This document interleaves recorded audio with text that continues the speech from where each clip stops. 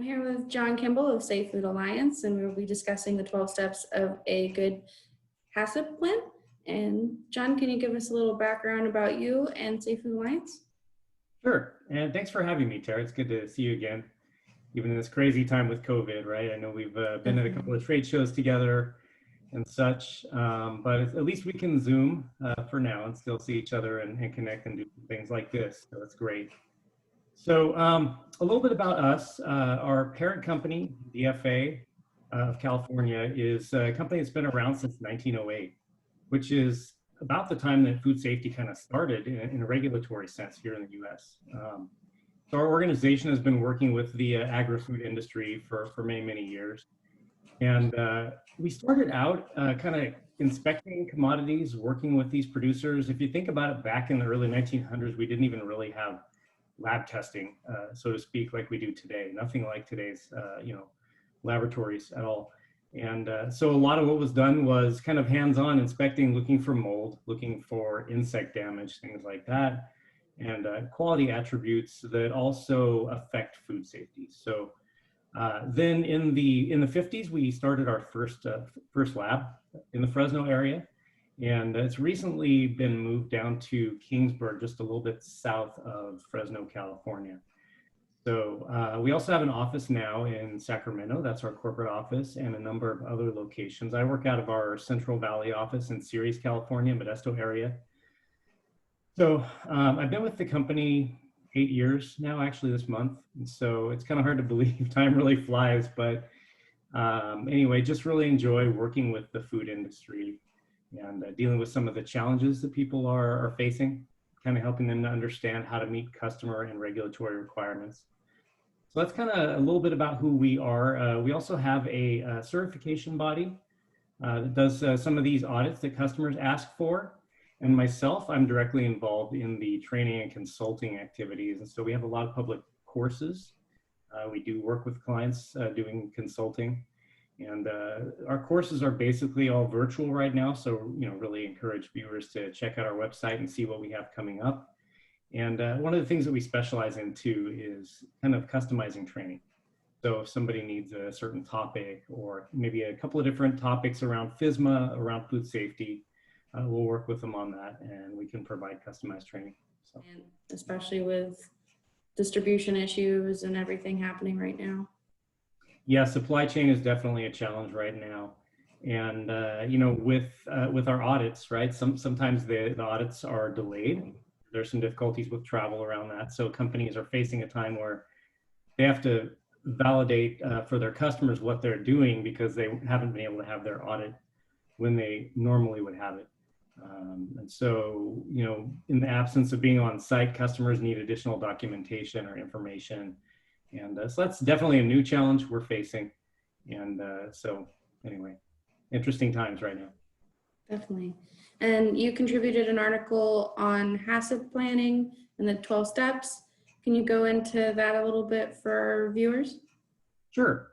So if I can, maybe just briefly talk about what HACCP is.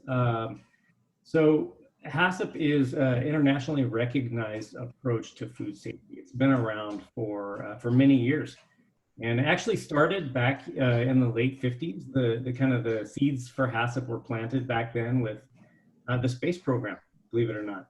So NASA was working with Pillsbury and the U.S. Army back then, and it's evolved over the years, and it's definitely a customer-driven program largely, but there are also some HACCP regulations for specific industries. So it is a process. It's not about documentation. A lot of people think about it as a binder on the shelf, a document that I have to have for my customer, but it really is a process. It's how you do business, how you manage things, what it's intended to be. And HACCP is different for every company. So that's one of the things is it's an approach, right? It's not a requirement that you do specific activities. It's more of an approach around how you manage food safety. So some companies may require, for instance, a metal detector, while others may need to pasteurize a fluid, but they don't need a metal detector. So it looks different for every company. And HACCP really is the foundation for these customer-driven audits that we call GFSI as well. So all of these higher level audits really are I like to say they're HACCP plus. They're based on HACCP. So that's kind of a little bit about HACCP. Briefly about the 12 steps of HACCP, what the process is, so that people who are maybe beginners to this kind of get an idea of what it means. And I still remember starting out fresh out of college in the food industry and hearing about this thing called HACCP. I didn't even know how to spell it right. I put S's in it, as you can see on the screen. There are no S's in HACCP. But I was really interested when I heard about it at first, and so I started learning about it early on in my career, and it ended up becoming an important part of what I do today. So, kind of dive in here into what the 12 steps are. So these are the first 5. These are the preliminary steps of HACCP. Right, so the very first thing that you have to do is put together a HACCP team. So it is a team approach. It's a team activity. And if you think about it, if you've got a big project at your house or at work, and you're going to do it on your own, it makes it a lot harder, right? And so the idea really is to get a team together, to work together on it. It makes the process easier and it makes it better too. So having somebody from maintenance involved, somebody from production, from quality/food safety involved in this process, working together, really ends up with a much better outcome, a much better plan with different perspectives involved. So then we jump in and we kind of describe what we're doing in terms of what food we're producing, who we're going to sell it to, and that's steps 2 and 3. So as an example, a 50-pound bag of rice is going to be a whole lot different than baby food that's made from rice, for instance, right? So the food safety controls, the hazards we need to think about are going to be very different. Some of the reasons for that is the 50-pound bag of rice that's being shipped to another food company is going for further processing. It's still raw. It's going to be cooked, right? Whereas that baby food, boy, that better be really safe and ready to eat because those babies are even more sensitive than you and I as far as food safety goes. So that's important for HACCP. Then we develop a flow diagram, and the reason for this is really we need to understand what our process looks like and remember all the steps of the process. And so we're going to use this flow diagram later for our hazard analysis. So if we miss a step, then our hazard analysis is going to have a missing step that we didn't think about, that we didn't analyze the hazards for.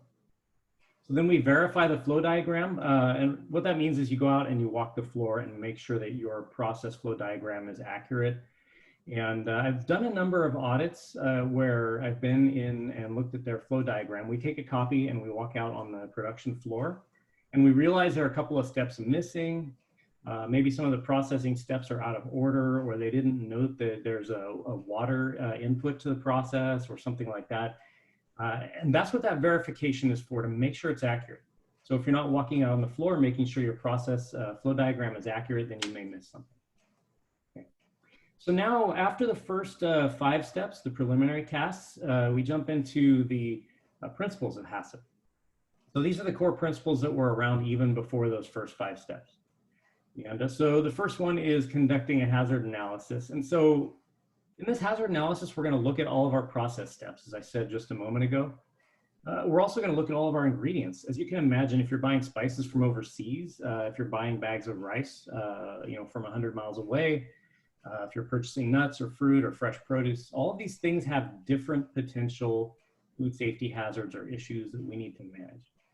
And that's not to say that our suppliers are bad and that there are hazards in there, but we need to do this assessment of, okay, inherent to avocados, inherent to rice, inherent to tomato sauce, or whatever I'm purchasing, what are the potential risks?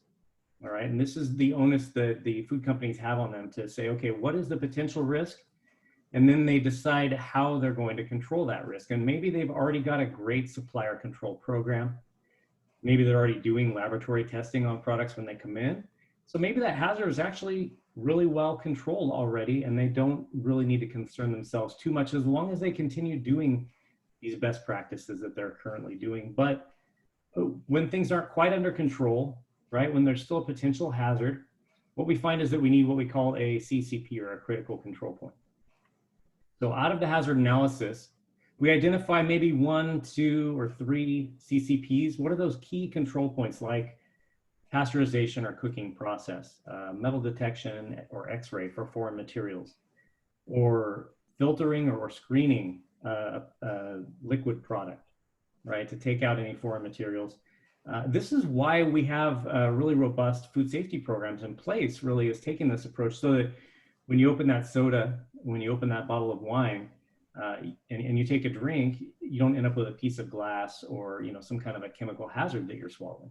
So, I mean, these are important things. And I mean, we all kind of assume that when we buy something from the grocery store that we're going to feed to our kids or our family, that it's going to be safe, right? I mean, that's kind of an inherent, you know, assumption that we all have, and we hope that it's true. And so, as producers in the food industry, I think we all recognize the great responsibility on our shoulders to make sure that happens. So once we identify these CCPs, as we call them, we need to set a critical limit, which basically means, how do we know the CCP is under control? So if we're going to pasteurize, right, we've got temperature and time that we've got to control, or flow rate of the liquid going through the pasteurizer. If you think about kind of the idea of pasteurizing milk, for instance, right?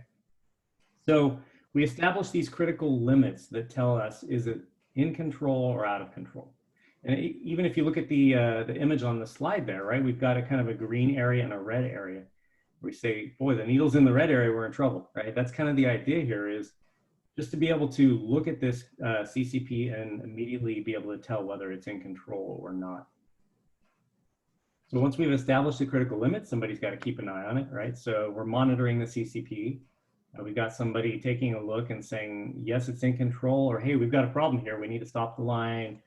We need to hold product, call maintenance, something like this, right? So that's what a monitoring system is for. And so especially trained individuals on site do this monitoring activity, right? We have to make sure that we train them on what to look for, right? So we're not going to hire somebody off the street and say, hey, go watch that machine, right? We've got to make sure they're trained and know what to look for. And so as they're monitoring them, sometimes things go wrong, hopefully not too often, right? But when things do go wrong, we need to plan out what we're going to do. So we have these things called corrective actions. And so these corrective actions need to be in place for employees to follow when something does go wrong. And that includes things like documenting what happened, putting product on hold. As I said earlier, calling maintenance, calling management, and taking whatever steps are appropriate that we've decided ahead of time, right? Because we don't want people deciding kind of on the fly what they think is the right thing to do. Okay, so that's what corrective actions are about. Verification procedures then are the next principle 6, or the 11th step of HACCP. And so this is really, really important for food safety. So having that second set of eyes, right? I mean, having somebody else look at that record that we completed, coming along behind and checking the process to make sure that we didn't miss something. Because, I mean, let's face it, we're all human, right? We've had those days where we woke up late and didn't have time to drink coffee or whatever. And so it's really, really important when it's food safety that somebody else is there keeping an eye on checking things as well, kind of double checking. They do the same thing in the aircraft industry, right? They've got checks and double checks because, gosh, we don't want to have a problem up in the air at 30,000 feet. So same thing with food. And then finally, the last principle is documentation, right? This is procedures, written processes that we follow. This is also keeping good records, right? And records are there for a number of reasons. I mean, so you and I can go back and we can check those records to see what happened internally, to verify that everything happened appropriately. Customer contacts us and says, hey, I found metal, I found glass in my product. We go and we double check all of our records and make sure we did everything right, because sometimes we get valid complaints. Sometimes, there are occasions where customers will complain and they just want to get a discount, or they don't know which supplier the problem came from because they've already made the finished good and then they found the problem. So we need to have good records for those purposes as well. And ultimately, because food safety is something that is regulated by the FDA, right? There's a regulatory requirement there.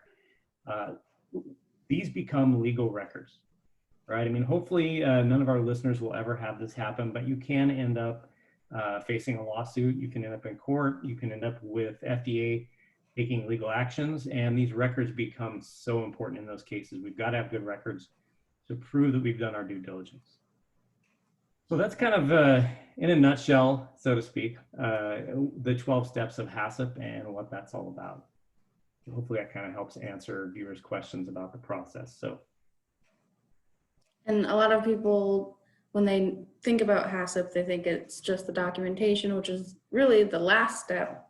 And you explain that it's definitely a process and making sure that everybody can properly meet the regulations that they need to meet.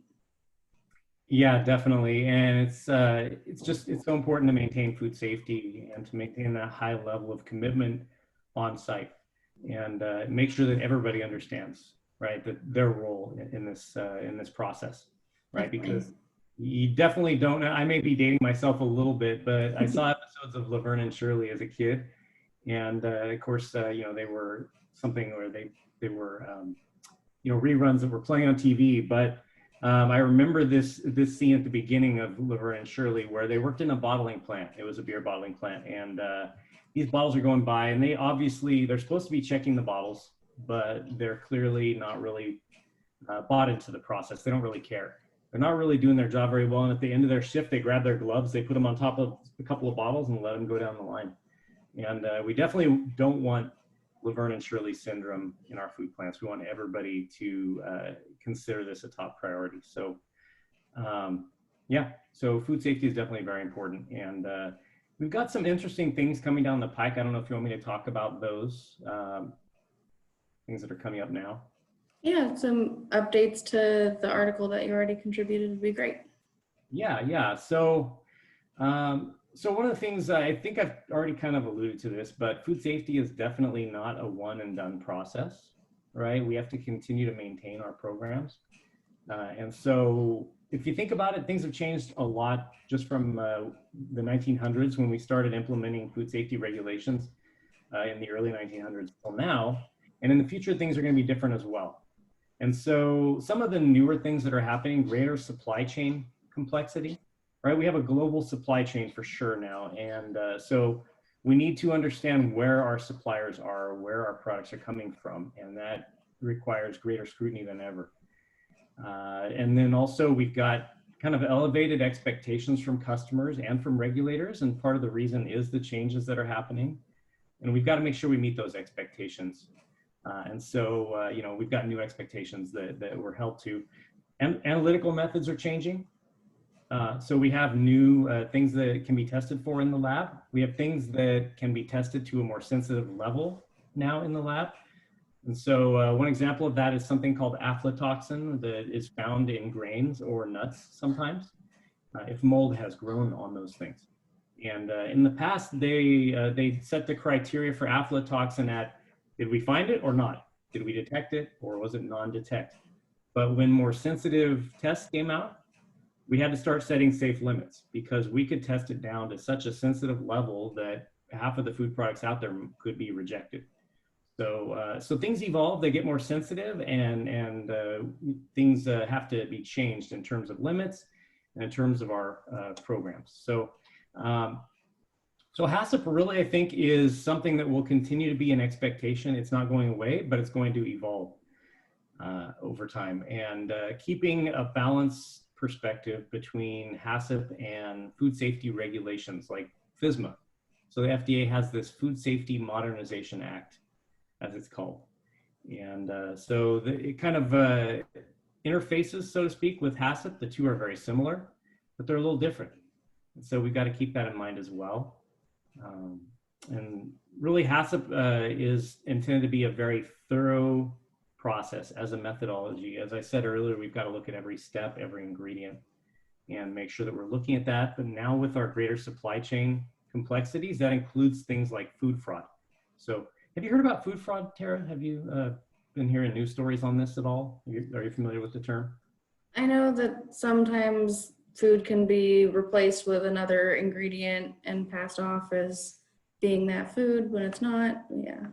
Yeah, that's exactly it. So we see a lot of food fraud out there now, and some of it is just to make money. So we have, vegetable oil mixed in with extra virgin olive oil. That's not necessarily harmful in and of itself, although it is illegal. But we're very concerned when things start being mixed in that are allergens or that have a chemical hazard, right? And so any kind of a supplier that's being dishonest in this way, is a concern. And one quick example, in a couple of years past, A supplier of cumin had mixed in some peanut shells with the cumin as they were grinding it. And ground products like spices that are ground up into a fine powder are definitely something that is at higher risk of food fraud because you can throw things in there when you grind it. Well, these peanut shells had peanut protein in them.